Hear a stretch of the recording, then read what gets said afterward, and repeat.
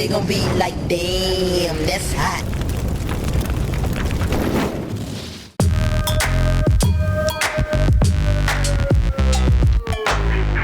What led me into putting out a clothing line? Well, I started in 2006, right when I got drafted by San Diego Chargers in 2005.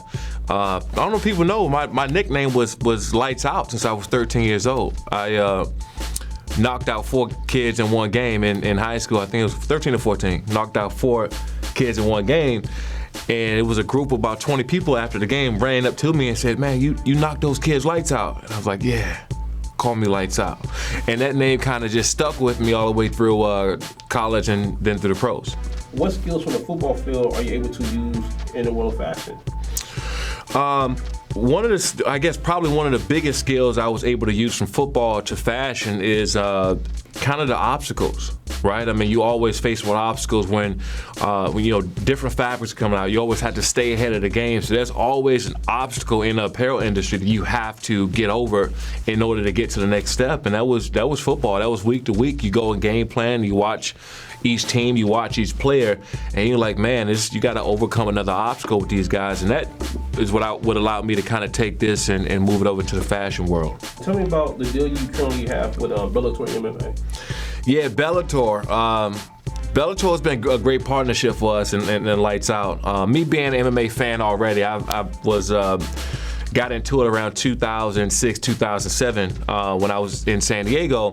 And I just wanted to do it originally to kind of get better on a football field, use my hand-eye coordination, get that better, my leverage and stamina, because I was tired of doing the average football workouts during the off season. So I said, you know what, let me go and switch it up. So I started to do the MMA workouts, and I actually fell in love with it. And I said, man, I can really go and do this and enjoy it. So I started to train with real fighters during their off season. So when they go to their training camps, I sometimes will go for a week or two in their training camps and work with them every day.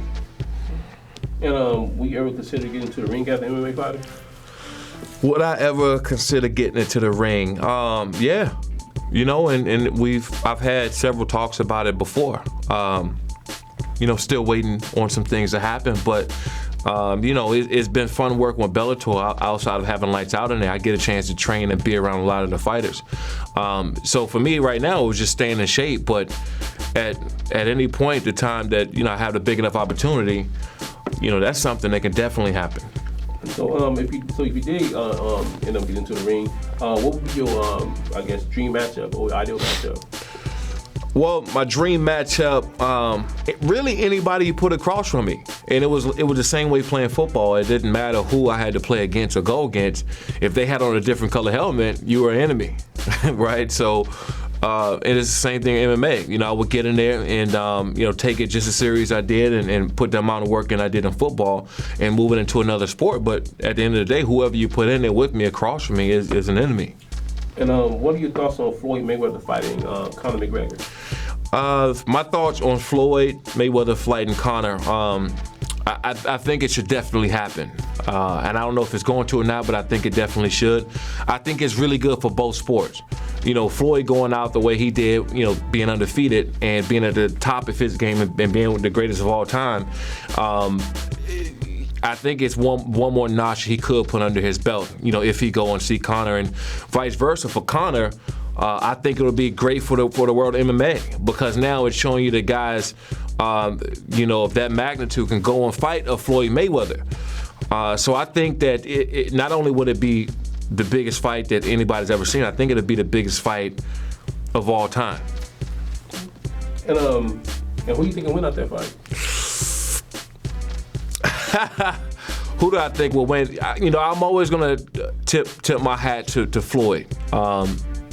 He's just too technical. He's been doing it for too long. And I think that we'll see the difference in the skill level as a boxer and an MMA guy. If they were, doing MMA, I would obviously say Connor more than likely. But you're talking about just boxing and the quickness and speed and Floyd's defense and Connor not being able to take him to the ground, which he's great at doing. I think that he'll find himself at a disadvantage pretty early in that fight too. Connor would. And I got a fun question for you. Do you listen to hip hop? Yeah. So, what's the artist listening to right now? In the hip hop world, I listen a little bit to everybody. You know, I love, you know, Ace, big fan of Ace Hood, Chief Keef, listening to him on the way over. Some of the older guys too, Jada Kiss. I'm a huge, you know, 50 fan. Diddy. You know, yeah, man. I'm a hip hop fan all the way around. So, what do you thought for beef and hip hop, and do you feel MCs take that beef too far sometimes? I don't really think that you know, beef in the hip hop game is different nowadays. It's not like it was, because you got the social network. So you know, these beefs are over social networks, and it's not like it was where it was handled in person. So nowadays, you know, the beefs are, you know, probably to get your following up, or your beef is probably to gain some attention or to sell a record, or whatever it is. Either way, it's, you know, to me, it's unnecessary at this point, because, you know, there's so many different ways to blow up in this industry now, where you don't have to put out the same kind of record anymore. You can be independent. You can blow up over, you know, you can blow up on YouTube. You can blow up on any kind of social network and get your platform like that.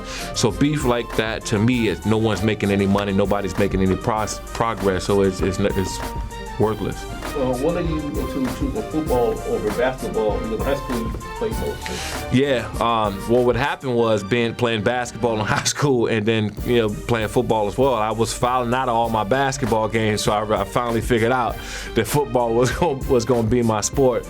I hooped. You know, in high school, I'm from PG County, Maryland, Prince George's County, and you know, we had some hoopers there, and I used to be on the teams with a bunch of other great guys that came out of my area, at least. You know, Michael Beasley, Kevin Durant, DeMar Johnson.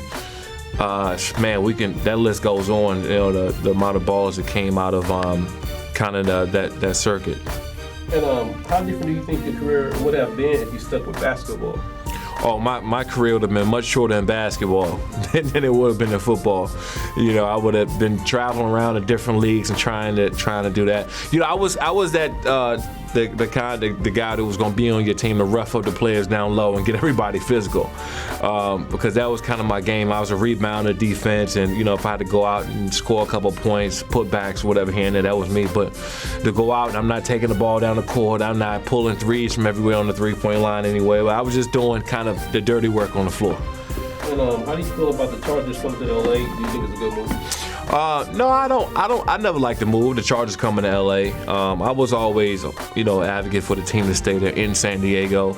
But also too, it's kind of set in on me that they moved. I mean, that's what it is. And either the fans are going to support the players and organization or not. And, you know, of course, I'll support the organization, support the players too, because they're still the Chargers, and it was a team that drafted me. So it doesn't feel just right yet. But I am coming to accept the fact that they are called the LA Chargers now, and you know, finding a different way to support them on that level. So before we finish the interview, is there anything you'd like to add?